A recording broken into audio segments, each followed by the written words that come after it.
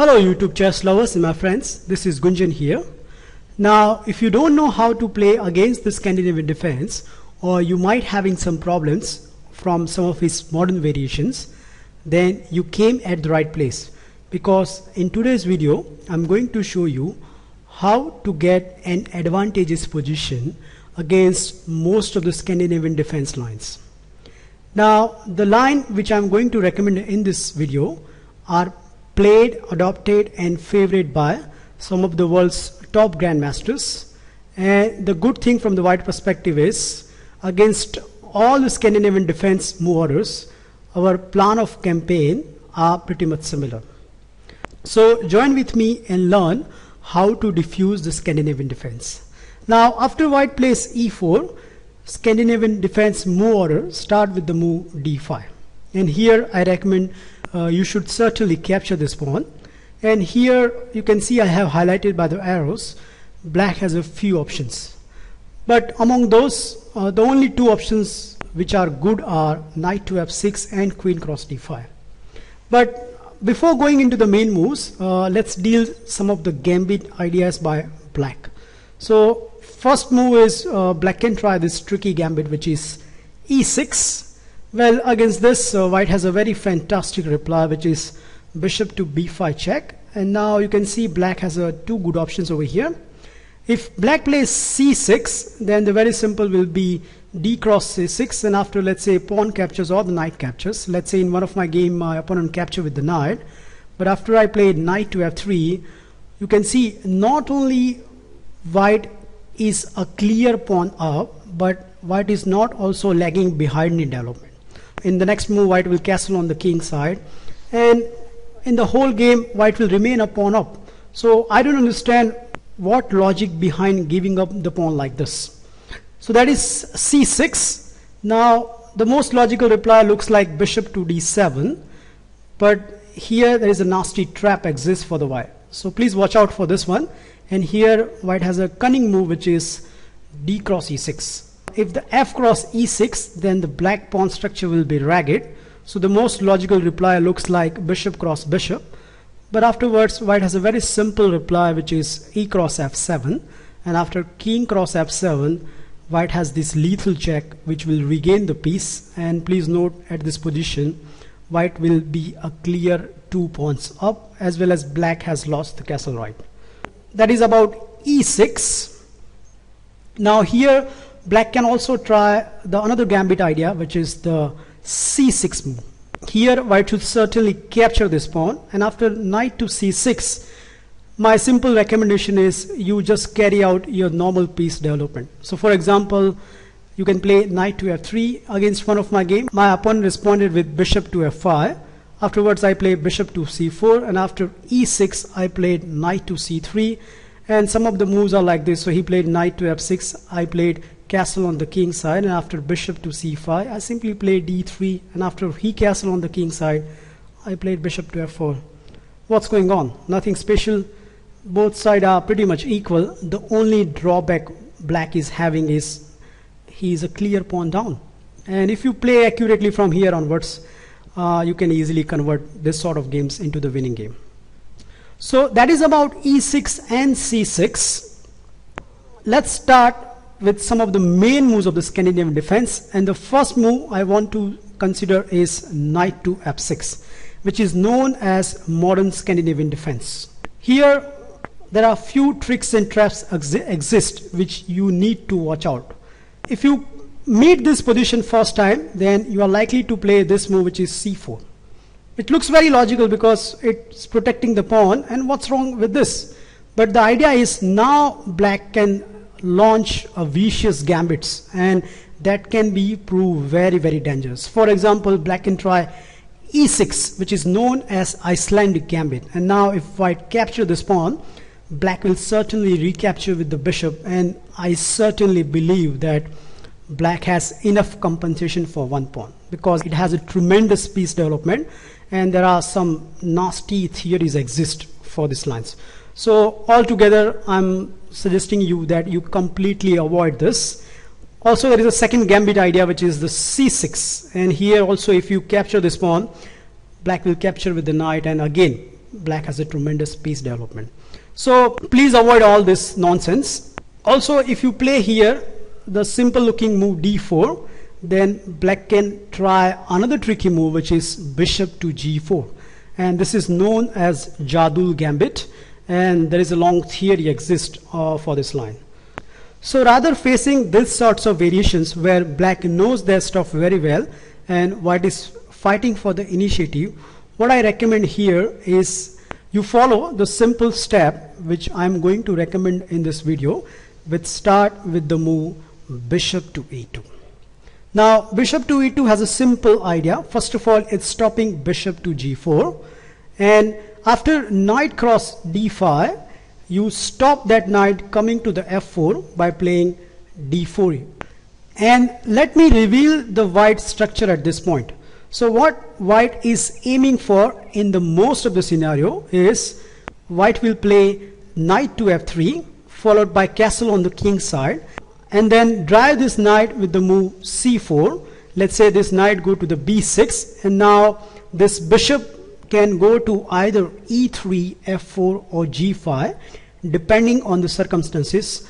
The most active square for this bishop is f4, and afterwards this knight has two wonderful squares. Now if the position is free, then I certainly recommend that you play knight to c3, and afterwards you can see the plan of campaign from the white is very simple. So white has two plans now. So first plan I have highlighted by the arrows over here. White can look forward for the a3 and b4 move and gain space on the queen side. And the another plan which is very effective in the most of the scenario is you play queen to d2. These two rooks can be aggressively placed either on c1, d1 or e1, and then white can look forward for the central breaks. These are two very effective plans by the white, and please note white has a tremendous space advantage because of this c4 and d4 moves. So this is the pretty much plan of the white if black does not do anything and sit passively. Now what I'm going to do in this lecture is I'm going to show you the lines where white is having problem to carry out these plans. In the rest of the scenario, you should certainly follow the plan which I have recommended. The first system which is designed to confuse the white plan is start with this move, which is g6. So now the idea is very simple. Black wants to play bishop to g7 and castle on the queen side.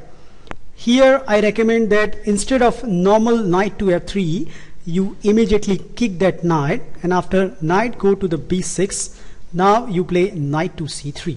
The simple reason is when black plays bishop to g7, which has a merit of attacking that pawn, white has a wonderful forcing lines which start with the move c5.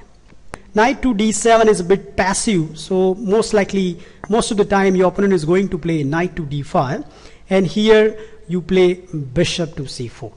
And now you can see two pieces are attacking the knight, and if your opponent plays e6, then that will lock up that bishop, and if your opponent plays c6, then that will take the wonderful square from this knight. So that's why black has to forcefully capture this knight. Now before we look at knight cross c3, let's see what will happen if your opponent tries either of this move. So in one of my game, my opponent plays c6 and I responded with knight to f3, and here he pinned this knight with bishop to g4. I played a very cunning move, which is queen to b3, and queen to b3 is attacking two spots, so b7 as well as the knight. So my opponent first of all captured this knight, and after I recapture, he played bishop cross d4, which is a kind of mistake because then I simply capture that knight, and after black recapture, I simply capture that pawn with my bishop. And now you can see this two queen and bishop battery is not only attacking the f7, but it's also attacking the b7, and black cannot defend both the threat. So in the game, my opponent played castle on the king side, but afterwards I simply captured the b7 with the queen. My opponent responded with knight to d7. Afterwards I simply captured that rook, and after queen captures, bishop recaptures, rook captures, I simply played bishop to e3. As far as I can see, white is a clear exchange up, and in the game I easily managed to win. So that game will give you an idea what kind of disaster can loom if black plays c6. The best option here for the black will be to capture this knight, but afterwards white will recapture with the b pawn, and now you can see by capturing this way we have blunted the diagonal of this bishop. So most of the time your opponent is going to castle on the king side, and now you carried out your normal piece development. So you play knight to f3, and if your opponent plays bishop to g4, then I recommend you just nab the bishop pair by playing h3. And after bishop captures, queen captures. This is the case of one of my game, and here my opponent responded with c6, and I simply played rook to b1. So once again renewing the threat of capturing that pawn. And the good thing is queen cannot come to c7 because it can be attacked one more time with bishop to f4. So in the game my opponent responded with queen to c8. Afterwards I simply castle on the king side, and you can see white position is already very good and black pieces are very passive. Let's see how the game progressed. So my opponent plays knight to d7. Afterwards I played rook to e1, so attacking the e pawn, and here my opponent responded with bishop to f6, which is a kind of small mistake that allows me to play bishop to h6 attacking the rook, and after rook to e8 I simply played h4. And you can see the plan of campaign from the white is very easy. All I want to play is h5, weaken the black king, and then go for the attack.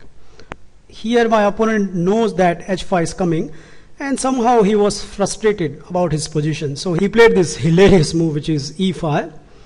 This is outright mistake because now I simply capture that pawn. Generally you won't capture this sort of things because that will give you an isolated double c pawns, but this is a completely favorable position. That's why I recapture that pawn. And here my opponent capture with the rook, which will simplify more because I capture that rook, and after bishop captures I simply give this check, and my opponent played king to h8. That's the only move left. Afterwards pressurize more with rook to e1, and now you can see my simple plan is to capture this knight and then give a checkmate to the black king. So my opponent decided to defend with bishop to f6. Bishop to f6 not only protect the critical g7, but it's also preventing the rook coming to the e7. But when you are defending, you only defend, you never get time to attack, and this is exactly happened in this game. So I simply played the another good move, which is rook to e6, and now that bishop has to move, and in the game my opponent captured the c pawn, and that allowed me to finish the game very quickly. So I played rook to e7, and now you can see not only h7 is attack, but d7 is also attack, and black cannot protect both the things. So my opponent resigned over here. So that is how you need to respond when your opponent plays moves such as g6.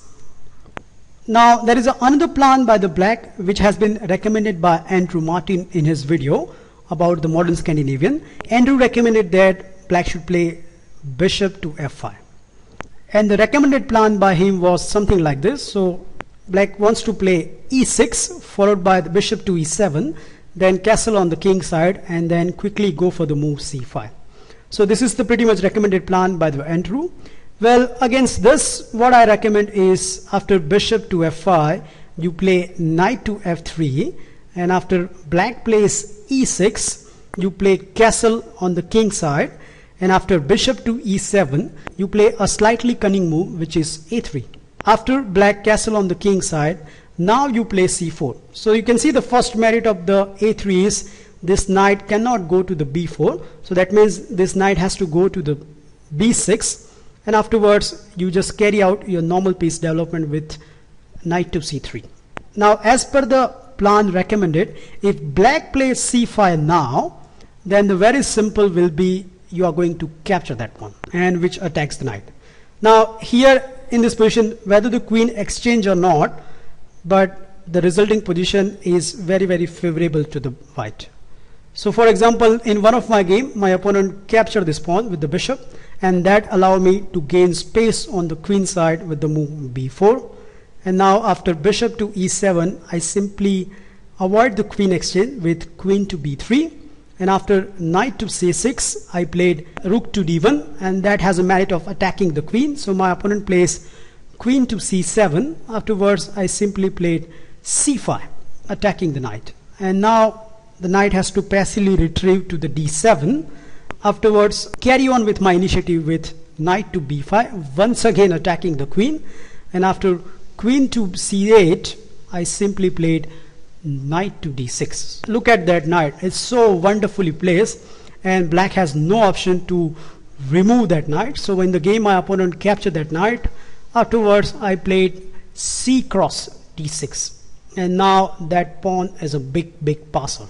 If white can manage to hold on to that pawn, then white has a very comfortable game. So let's see how the game progressed. So in the game my opponent plays rook to d8. Afterwards I played bishop to b2, and here my opponent plays knight to b6. So now he's somehow trying to attack that d pawn.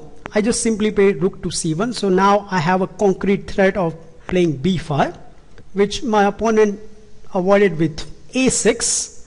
Afterwards I play knight to h4, so which has a merit of attacking the bishop, and if somehow I can get the bishop pair, then white is doing quite fine. So in the game my opponent plays bishop to e4, that allow me to finish the game immediately. Can you spot the move? Yup, is queen to e3, which has a merit of attacking two pieces, and black cannot defend both the threat. These are the only two sidelines you need to aware.